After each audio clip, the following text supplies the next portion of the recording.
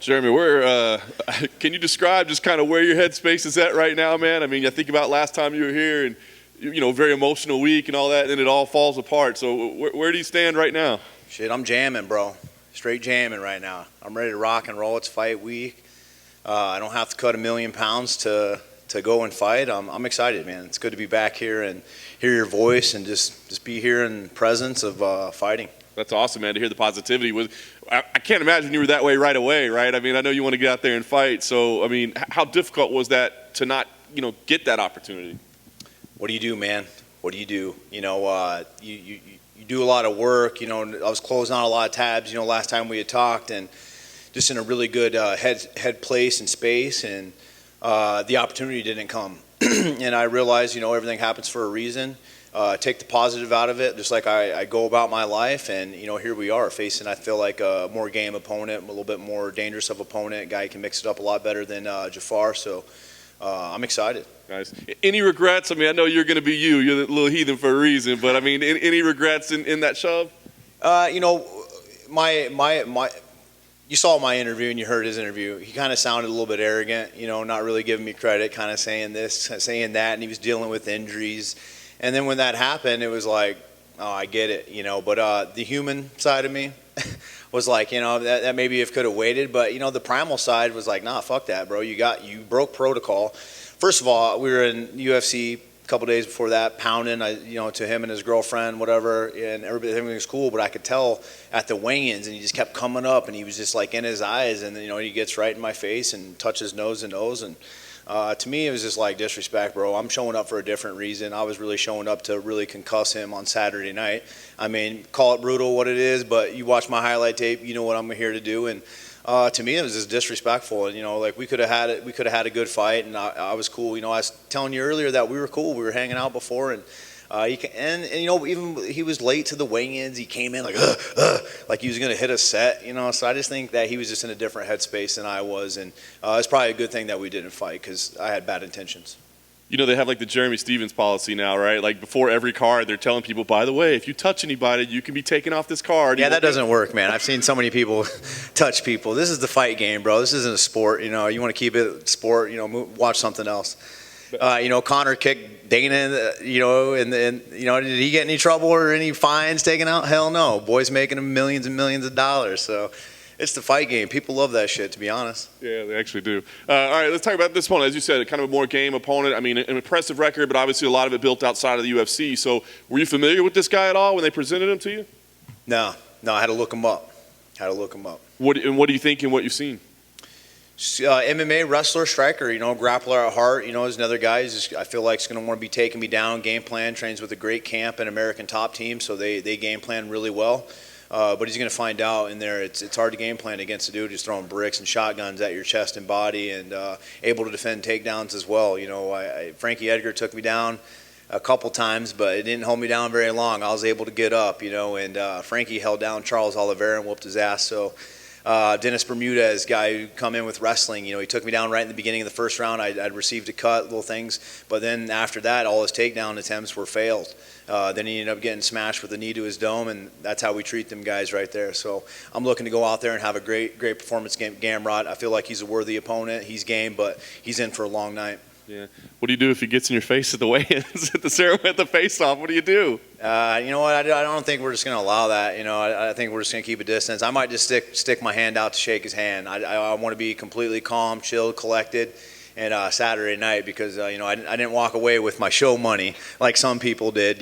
So I'm gonna be playing it cool, man. Nice. Last thing for me. Or maybe not. Who knows? Maybe when we get there, we'll see. We'll see. Shove him anyway. Yeah, who gives a fuck? Who gives a fuck, right? I mean, unless you give a fuck, like the Diaz, like the fans love you. So who knows, man? Catch me in the mood. We'll see. Maybe that'll be your thing. Like just when people walk up, you just automatically shove them. Shoving Stevens, baby. When I shove people, they don't fucking move. You hear that, dude? I mean, honestly, after the fight, after that kind of down, like I saw that and like I really wanted to retweet it, but I didn't. But it was just fucking hilarious, dude. So. Last thing for me, just talk about, I guess, the importance of this fight. Because you talk about, man, like the great headspace you were in and kind of this, reinvention of yourself, then you didn't get to. So, I mean, is this a big night for you to go out there and show that the work you put in is paying off? Every night is a big night, man. Your ass is on the chopping block every time you get in the UFC, even if you're on a win streak. You don't give a fuck, man. You got to go out there and do your thing. But I don't ever put that pressure on. I can just fight. I can scrap. I just have it naturally. I know that, but I know that I want to win. I don't want to fucking lose. I don't want to be one of them guys just come in like, oh, I had a great performance. No, I want to put people away. I want to win.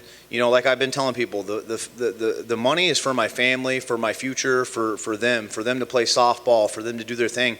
I just want the fucking win, just to stand over your body after I concussed you and you're laying there and just almost like, oh, that's the win, bro. That's what I chase. It's the adrenaline. It's been a long damn time, bro, and it's been a long over a year since I fought. Since I was 16 years old. And all I have is from my fist, literally. Like since I was 16 years old. You see all these clothes on me besides the venom. I've earned it with my fist and fighting, and that's what I really love to do. That's what I'm passionate about. That's what I bring to the table, and that's why people tune in to watch me fight. Is that last fight? Do you want that one to actually happen, or does the shove count as a win in your mind? To me, it does. I mean, fuck.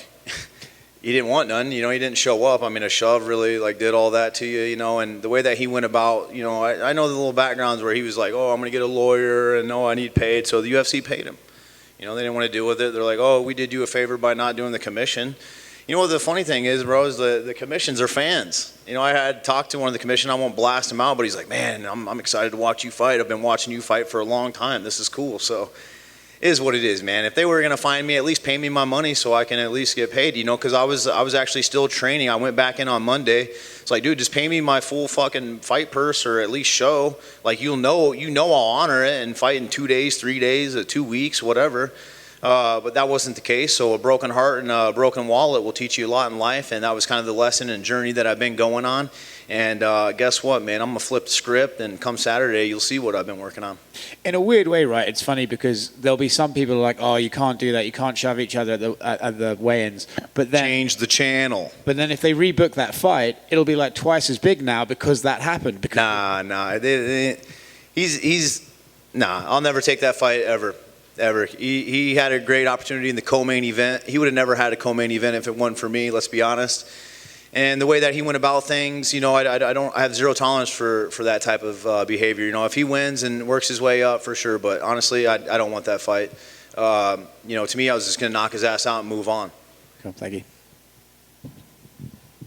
you. I read this correctly. This is your second training camp sober, correct? Yep.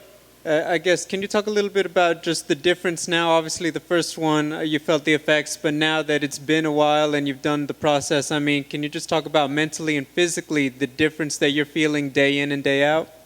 Yeah, maybe in the past that, the fight would have happened like that and I wouldn't have got paid. Maybe I just would have went off drinking my sorrows away. Maybe I would have just done that instead of going back to the gym. The no drinking's really just kind of kept me focused and kind of kept me in the gym, kept me thinking on the positive, kept me working. People say I even look better. My face looks a little bit more clear. And I'm feeling the benefits of quitting one thing has opened up a lot of doors for me. I'm very excited at the place where I'm at. I'm not living in fear. I'm not like, oh my God, I got to win this fight. Oh, blah, blah, blah. Like, I honestly cannot fucking wait and go out there and perform like that. I was just born to perform. I really realize that. I know that I'm standing in my power and I'm standing in my best right now. These few years that are coming are going to be my best years, and then I'm gone. You brought it up a little bit earlier, like possibly, you're always on the chopping block. There's very few guys who have had the lengthy UFC career that you have. Is that something you honestly, think could happen? Because I think a lot of people, they're like, look, UFC has said they like Jeremy Stephens win or lose until he probably calls it a day. Yeah, I don't like losing. Losing fucking sucks, and I don't get paid these big red panty night checks, so I like to win. Like I just told you, I love to win. The money is for my family. I would just come in here and fight for free if I didn't have a family, honestly. I love fighting that much. But it teaches you a lot in life and where I really want to go, where I see myself, life after fighting, during fighting. I want to be living my best life, dude, so I'm here to win. Thank you. What does life after fighting look like for Jeremy Stephens? chill, bro. No more weight cutting. Just chilling on real estate, collecting money, watching my kids grow up, maybe being a softball coach, softball dad. I really just want to enjoy the journey and let my money work for me and just live life, you know. And I definitely want to be 70 years old, still, you know, picking up the lady, shaking her down like dice at night, and running marathons and just enjoying it and just kicking back. You know, I got a brand name, Screaming Heathen. I'm looking to make my own beer, have my own marijuana brand, and just live life, brother. You would be the most intense softball coach ever. Do you ever do anything like, you know, it's funny. You haven't met my wife. I love your passion. I mean, do you ever try to do anything like super chill, like fishing, or are you the most intense fisherman in all of history? No, I love to fish. I'm from the Midwest, man. I love to hunt. I love to fish. I do super still stuff, you know. I like to smoke weed and meditate and do hot yoga. I do them things. I'm a lot different person outside the octagon. I wish maybe you guys would follow me around. You'd be like, really? This guy does that? You know, or you probably don't even know I drink coffee. You know, people just think I brush my teeth with bad intentions, like Dana said all the time. I walk around, but I'm not an angry person, bro. I really like to stand in my power. I really like to help people. I love to give back. I'm the type of guy who take off my shirt. I've donated to homeless. I've put myself in charities. I've given back. I take my kids to programs in the shelters. We go down there for Christmas. We donate stuff like that because, you know, I can't sit back in my big ass house and pool and be like, hey, you know, this is the way. And I'm like, you know, because they don't know how their dad grew up. They don't see that. They just see this soft, loving guy who's their hero. So I take them to experiences like that. These are still people, and this is how you treat people. And just because, like, hey, I was in a shelter one time with my mom, and look where I made it. So you don't treat people any different. So that's the type of guy that I am outside the octagon, and I love that. You know, something like Dustin Poirier. You know, someone who is in that type of stage, making that type of money, really helping out a lot of people. That's what I love to do, man. I love to donate my time and help out the people who really, truly need it. That's awesome. Thanks so much. Thank you, sir.